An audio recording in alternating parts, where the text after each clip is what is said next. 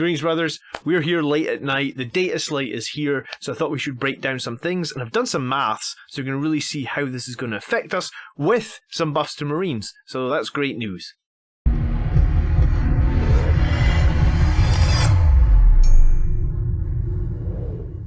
So I want to talk about the winners and the losers from this Dataslate, and I think the first thing is obviously the Armour of Contempt rule that we've just got. So each time an attack is allocated to a Space Marine, you can reduce the armour penetration of that attack by 1.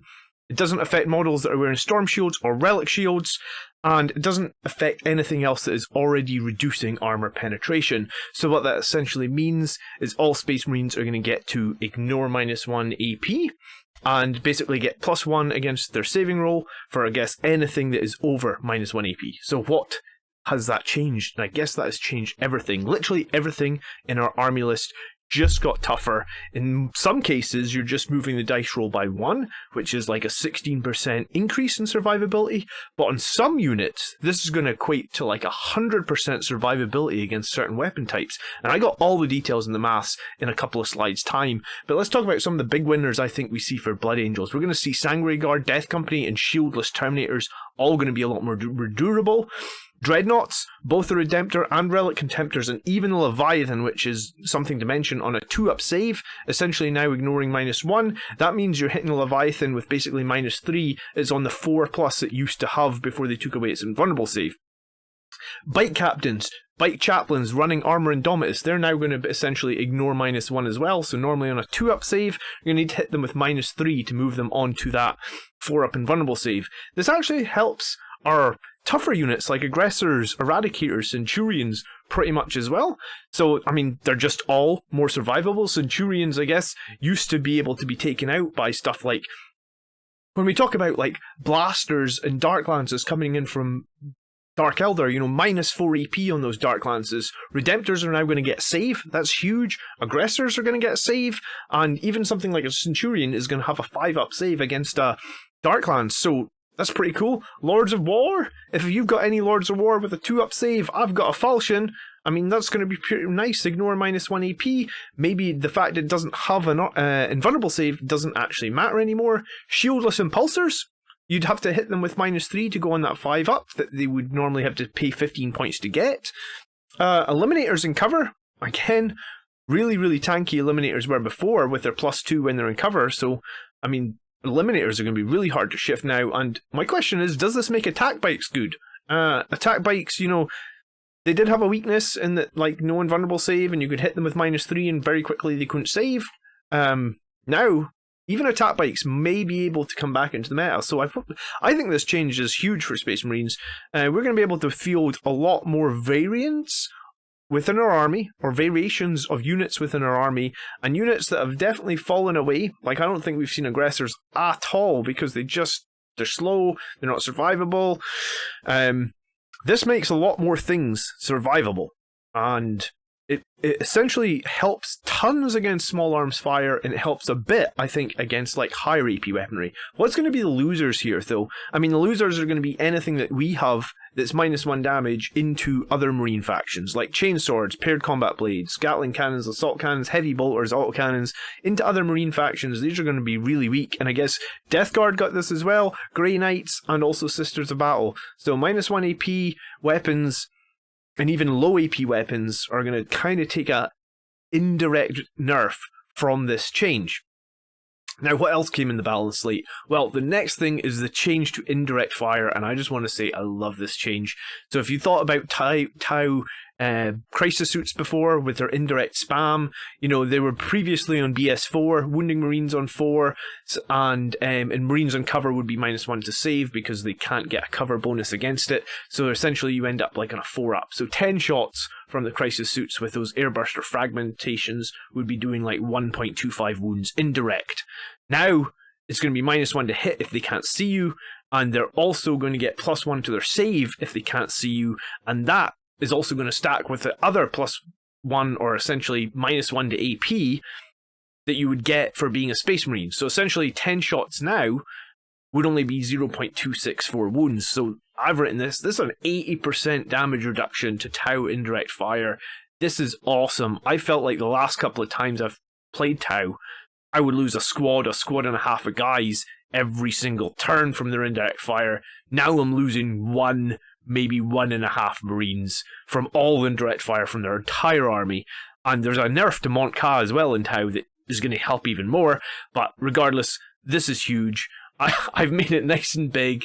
If anyone bought a ton of Tau, you must have known that this was coming. They are way overpowered. And there's other things that changed in Tau as well. But the other big losers here are Orc Rucka Trucks. There was a horrible time when they were in the meta. Eldari support weapons, Tyranids, Hive Guard, all these things did far too much damage for their points cost, in my opinion. So what is the big winner to the indirect fire change? Well, the big winner is the Whirlwind, because guess what? It never did any damage anyways. It's only there to hold your backfield objective and suppress. If you were taking it as a damaging unit, you were an idiot, essentially. So the big winner here, 100% the Whirlwind. Let's move on. I've gone back. Fortunately, a few weeks ago, I did a slide on Death Company, Sanguinary Guard, Vanguard Vets with Storm Shields, and it compared all their numbers. Now, I've compared them all again. Yes, it's 10 o'clock at night, but I did it because I'm dedicated to you guys. I did it all again, and what I did was I worked out the difference in survivability this ignore AP -1 makes, and in some cases, it's pretty fucking huge, right? Like, look at Sanguinary Guard now, against bolt rifles. They're basically twice as survivable as Vanguard Veterans with Storm Shields now. Against Playburst Crawlers, or the heavy Psy Cannons from those Nemesis Dread Knights, again, Sanguinary Guard get a 50% increase in survivability, and the Death Company are doing well as well, don't get me wrong.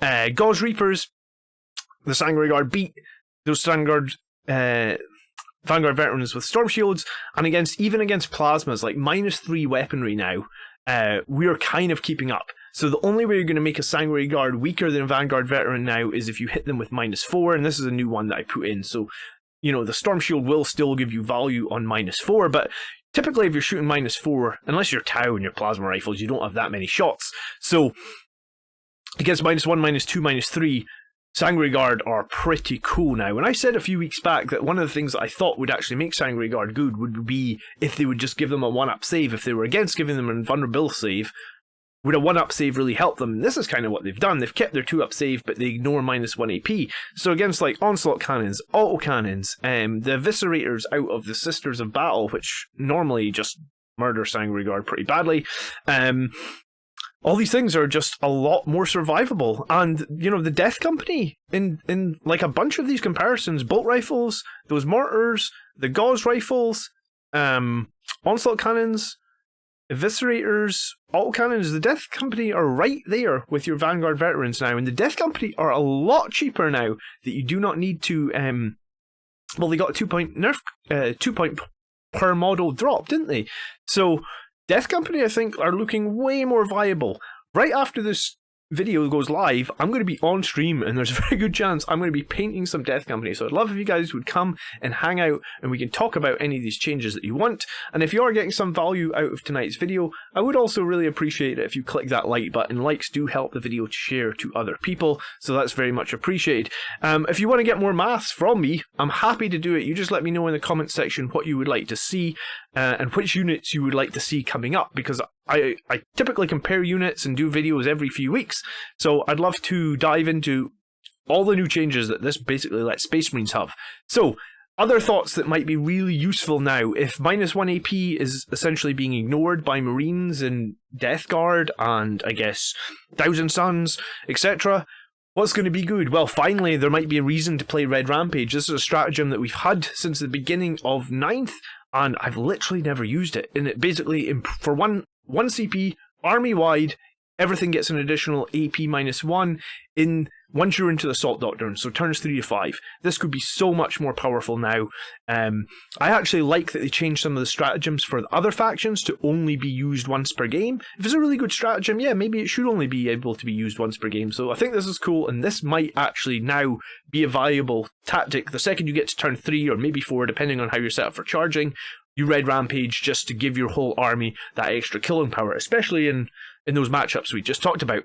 Chalice Overflowing is also probably going to be even more valuable in where your Sanguinary Priest can get more models into the Assault Doctrine, meaning more attacks, more EP earlier in the game. So I think that's going to be critical as well. The Priest, the Sanguinary Priest with the Selfless Healer and the Jump Pack doesn't feature as many people's lists now, but this is still a strong choice, and this is probably going to change the entire meta a little bit. Okay, so my question is this enough? I mean, it's far too early to tell, but I am really happy that GW are at least acknowledging that Marines need some love. This has been something that the community's been getting frustrated about for a while. This essentially, in simplistic forms, means that in most attacks, because let's face it, there's not that much AP0 stuff getting thrown about. In most attacks, Marines are going to get +1 to their save, essentially, as they get to ignore that -1 AP, or greater. So I think it's really good. Obviously, the numbers for Sangre Guard say Sangre Guard are a solid unit again. I mean, there's still problems with Sangre Guard in that they do 2 damage and there's a lot of -1 damage, but Sangre Guard might not feel like they're wearing paper armor anymore, so I'm feeling really positive about this. The Bodyguard rule also get changed. It's important to note that basically the Bodyguard rule now just essentially means that Bodyguards give characters lookout sir if they contain less than 3 models, so you can never have your characters daisy-chained, hiding out of buildings in a bodyguard, back 3 inches behind a wall or something untargetable. This is a great change. This was very cheesy. And I guess the big winner here would probably be Eliminators, right? Eliminators can snipe enemy characters now, and Bodyguards really aren't so important. I like it a lot, and I think that the Bodyguard rule, I think it was a bit broken for a while, so I really do think they needed to fix that. And then thoughts. So, as I said, there's going to be a live stream right after this video premieres. It should automatically just jump straight into the live stream, so I hope I will see some of you guys there and we can come out and talk. Leave your comments below if you want to talk more about the Dataslate. Do you think it's enough? Do you think Blood Angels have a chance now in the meta? And is there any units that, or any stratagems that I maybe am sleeping on? Let me know in the comments below and let's discuss them further. Thanks again for watching, guys. I really do appreciate all the comments, the likes, the subscriptions. And if you want to see more Blood Angels content every week, then, you know, do the thing, hit the button, and please consider subscribing. I will catch you in the next video or on the live stream. By the blood are we made strong, brothers. Peace.